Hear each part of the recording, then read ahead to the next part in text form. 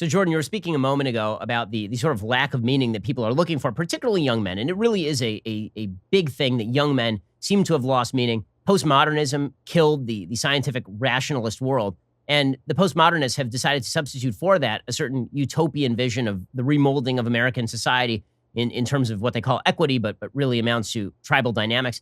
And you see this over and over, the radical left pushing its own version of utopianism.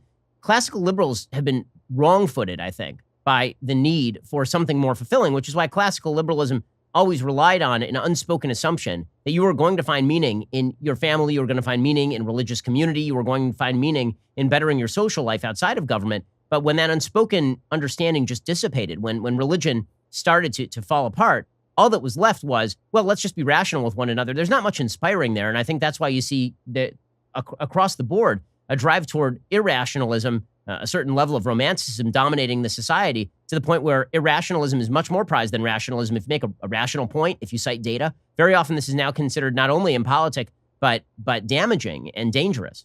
The other thing that ideology does, and the radical leftists are also very good at this, is that it provides you with a convenient locale for the existence of evil. And so if you reflexively identify the patriarchy with evil, well, first of all, that's a powerful idea. It independent of its broad merit. It's true. Now, it's not the only truth and it's not the complete truth, but it's true. The reason it's true is because every hierarchical system tends to degenerate in the direction of power. And all hierarchical systems are less than they could be. And that's partly because of the possibility that power and deceit will corrupt them, but also partly because we're willfully blind and deceitful in our own personal lives. And so when you tell young people that the cause of the trouble they see around them in the world, and maybe even the disquiet in their own heart, is the malevolent inadequacy of their society, that rings true. And they don't hear the rest of the story, and it's the rest of the story that I've been trying to tell. They don't hear the story that, don't forget about the evil and corruption that exists in your own heart. And don't forget about the fact that nature, this wondrous goddess as portrayed by the anti-human environmentalists, and by that I don't mean all environmentalists, by the way, that wonderful goddess nature is also trying to make you ill and kill you at all times. And so, but the story that corruption exists in hierarchical structure and that's a consequence of malevolence, the malevolent use of power and deceit, that's true.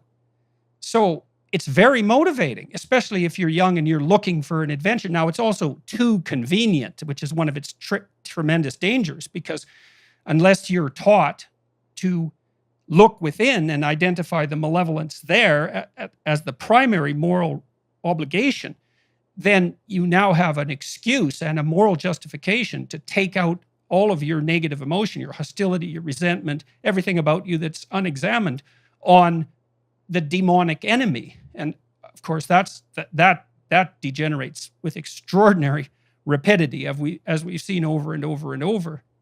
So it's up to the centrists on both sides to deal with this. I've been talking to a lot of the optimist rationalist types on my podcast, Matt Ridley and Bjorn Lomborg and Haidt and Pinker more distantly, but more recently Lomborg and Ridley and Marian Tupy, who's written a lovely book on human progress, 10 things everyone needs to know about human progress. It's something like that, huh?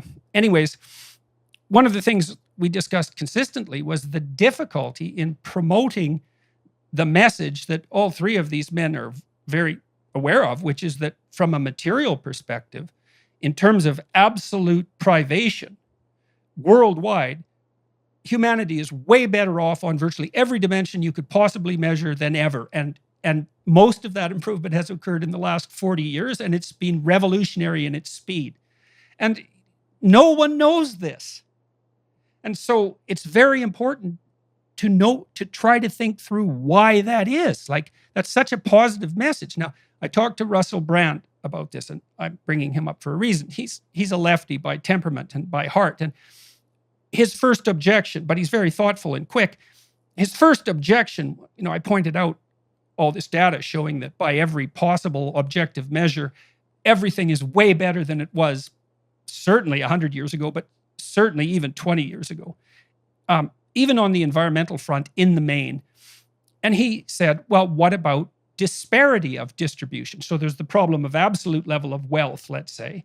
That's improving. But there is still tremendous disparity. And of course, that is fair enough. You could even point out that the role of the left is to provide a conscientious voice for that's constantly attending to the fact of continuing disparity regardless of absolute level of wealth. And fair enough. But having said all that, it's a great mystery that incremental optimism is not sufficiently motivating. And you can't just wish human nature is going to change. It's not going to change. We got to tell a better story. And I also think that's why I'm a target, I think, is because I am actually trying to tell a better story and I'm actually having some success with it. So I totally agree with that. And that really does bring us to the book, because one of the things that folks should know about all of your books is that they are very intimate, very personal. You talk about yourself, but you also speak in a way that most writers do not. You use second person pronouns. I mean, you speak directly to the reader. You say, you feel this way, you think this way. And a lot of people read that and say, I do think that way. This is a person who's speaking directly to me in a way that mainstream political books very often do not. They consider me sort of a widget in whatever ideology they're pushing, or they're considering the value of systems or not systems. But you sort of end around that. And I think that in many ways, that's what members of the left find so threatening, is because if you're a member of the left and you believe that all individuals are essentially just the outgrowths of institutions, and therefore that all change by individuals is going to be insufficient, and that it must be societal change that creates individual change, you're a threat, because you're telling people, well, the systems can certainly get better, but the main threat to you is you. And that is a deeply threatening message to people. And if people find fulfillment in that message, then the left really does have a problem, because if people start improving their lives within the system and not blaming the system for their problems, and instead recognizing that they can improve their lives, that's what members of the left hate most of all. You talk about in the book, Jordan, the fact that people are constantly coming up to you and they're saying things like, I was leading a dissolute life. I read your book, I started taking your advice, and I've turned it around, and now I'm doing much better in life. And I'm blessed to have much the same experience from a lot of people who listen to the show, people who have been homeless, who now have graduated Harvard Law School, people who were single moms and then decided to take a college course and figure out their lives, people who have made mistakes and turned their mistakes around.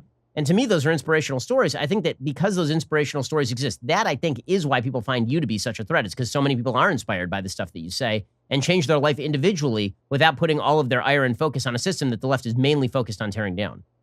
I defy anyone to go read 10,000 comments on my YouTube channels and not come away with a much refreshed view of human nature.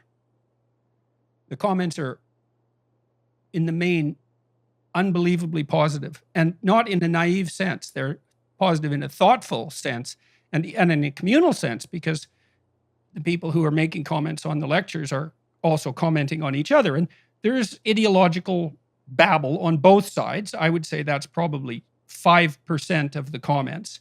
And generally, I believe they're written by people who didn't actually watch the lecture, because they're often out of context. But in any case, 95% of the comments are thoughtful, but also extremely positive, which is very rare in a social media comment landscape, which tends to be very, very toxic. And so I think that's absolutely great. And it certainly has that impact on me when I read it. But then here's something else that I've observed in the media attacks that have been directed towards me. They're not just directed towards me.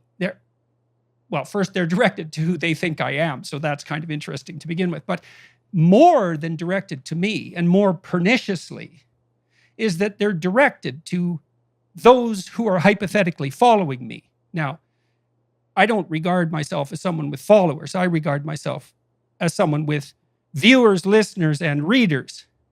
And that's different. But in any case, my typical follower, so goes the story, is a disaffected, angry, young white male. And for a while, I, in some sense, pushed back against that and said, well, my audience is about 70% male, but YouTube skews male, so that's perhaps part of the reason. And I see no evidence that it's particularly limited racially or ethnically, especially when I see my lecture crowds and when I meet people on the street. But then I started to realize that that was the wrong response. The right response is, why does it disturb you so much that there's a group of people who, by your own admission, are disaffected and angry and alienated and young, and I'm helping them? And why is that exactly a problem? What is it that I'm supposed to be doing with them? Just out of curiosity. What do you think if you had your druthers? Would I ignore them? Would no one talk to them? Is that actually what you want? Well, the answer seems quite clear, that that is exactly what's wanted. That's what's held forth, because there's this implicit assumption in all of this critique that in my very active aid, I'm doing something immoral. Immoral enough to be parodied, let's say, as Red Skull. And so just what the hell's going on here? It's like, why is that now fodder for parody or slander? Precisely. I mean, do you debate the fact that I'm helping? Well, you go read the comments yourself and see what you think. And so then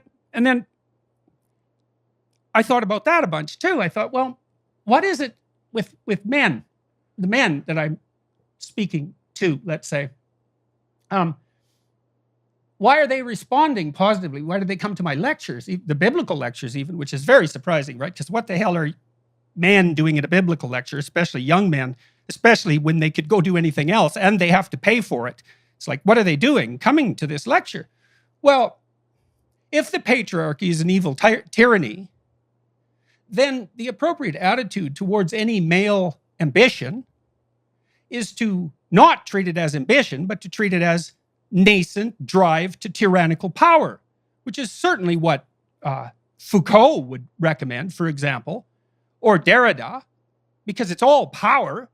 And so if you see some young man trying to stand up and better himself in any dimension, you're not going to trust that. You're going to identify that as the manifestation of tyrannical power. And clearly, if the patriarchy is a malevolent tyrant, then any sign of the desire to contribute to it should be, at minimum, not encouraged, but more subtly criticized and discouraged at every possible opportunity. And that's our culture.